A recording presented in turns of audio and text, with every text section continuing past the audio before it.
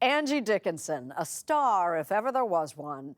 This morning, she's talking with Mo Rocca for our Sunday Profile. If you were a critic doing a review of your life so far, what would you say? Oh my God. That's one lucky bitch.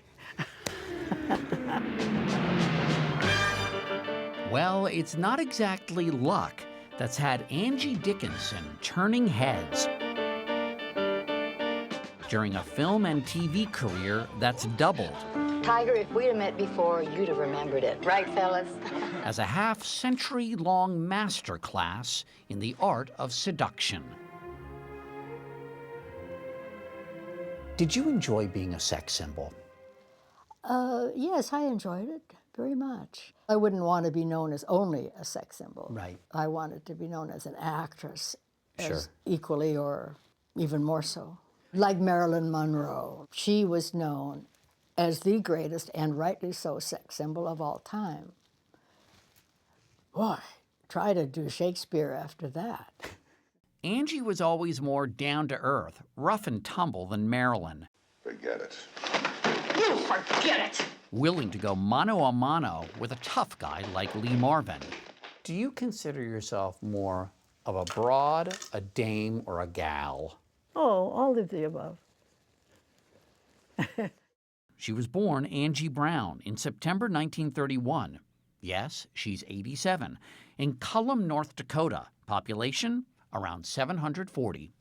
I grew up going to movies. My daddy was the projectionist, so we got in for free. And I loved movies. It burned down, and we cried for a week. Oh, you cried for a week. Oh, it was... I decided to give up movies for Lent since the movie theater burned down.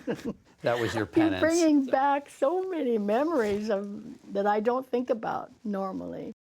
After the family moved to California, Dickinson found work as a secretary and competed in beauty pageants, which led to a spot on the Colgate Comedy Hour. And Jimmy Durante was singing with Frank Sinatra. That was it. I said, this is for me. She appeared in a bunch of TV westerns.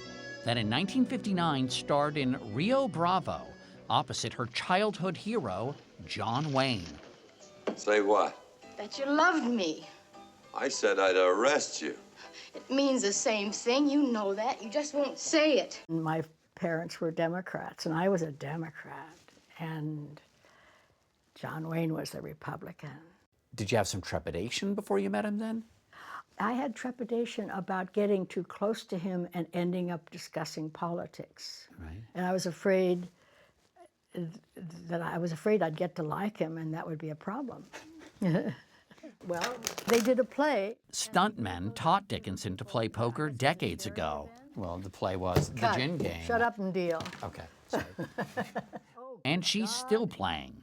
I played for 35 years with the Gershwins.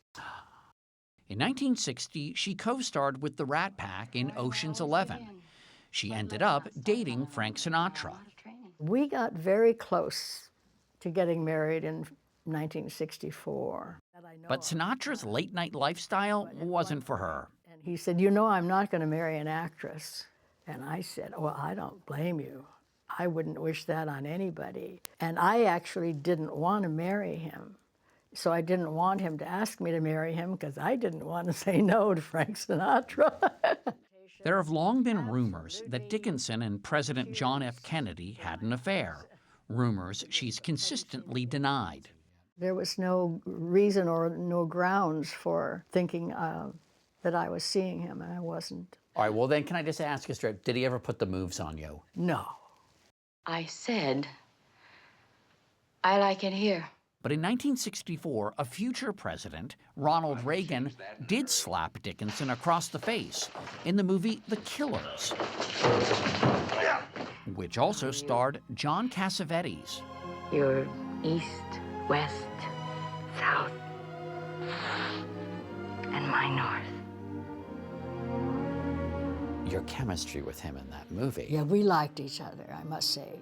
Do you mean that you liked each other just working with each other, or that there was more? No, we liked each other as man and woman and as actors, not romance. It's something in between, right? Yeah. It's not falling into bed with each other, Exactly. but it's more than just I like working with you. No, it's much closer than that. Yeah, really, really like each other. Like if things were different, we'd go out. That's chemistry. Yeah, it happens on movie sets.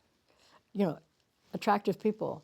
In 1965, Dickinson married one of the country's most successful songwriters. What made you fall for Burt Bacharach? Well, that's very hard to summarize. He was so different. They separated in 1976. Was there a very happy period? Not too much. Not too much. He should never have been married. In his autobiography, Bacharach fessed up to his infidelity. He never loved me. I can tell you that right now, the way one loves. He loved in his own way, which is not too good. And so he had no respect for me. Did you love him? Yeah, I liked him a lot, yeah. All the stars that never were are parking cars and pumping gas. Bum, bum, bum. Police, don't move! In 1974, Dickinson became Sergeant Pepper. Drop the gun. Sergeant Pepper Anderson on Policewoman. David Gerber was the producer, and he said, "Don't you want to be a household name?" I realized I wanted to be a household name. Is it true that there was a surge in applications from women to join the police force? Yes, there was a surge, and a lot of fan letters with that. I became a cop because of you. Dickinson became almost as well known for her appearances on The Tonight Show. Her chemistry with Johnny Carson was undeniable. Fine. I love movies. I love dinner parties. I love you. Well, you mean that Isn't he a sweetheart? in a platonic relationship, you mean? Oh, all right. I mean, not a deep. Did you and Johnny ever date? We did date. Who broke it off? Things happen. Angie Dickinson has always been frank in her opinions on sexual matters, including the topic that has roiled Hollywood for the past 2 years. Hey, can I ask, what do you think of the Me Too movement? I hate it. It's all out of proportion. Like my hand. I say an open robe is not a rape.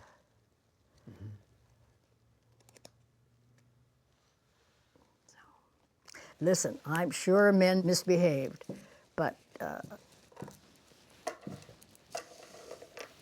wasn't there. Should we go one more? Sure, yeah. Dickinson lives alone now in Beverly Hills. Her daughter Nikki, from her marriage to Burt Bacharach, died in 2007. What are your best memories of Nikki, your daughter? She was very smart and funny and wonderful. Yeah. So all the memories of her are my best memories.